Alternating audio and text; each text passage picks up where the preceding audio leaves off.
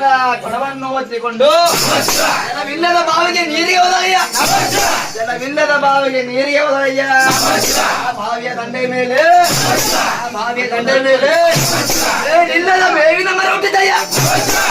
ಇಲ್ಲದ ಬೇವಿನ ಮರ ಹುಟ್ಟಿದಯ್ಯ. ಇಲ್ಲದ ಬೇವಿನ ಮರ ಹುಟ್ಟಿದಯ್ಯ. ಆ ಮರದ ಕೊಂಬೆಯ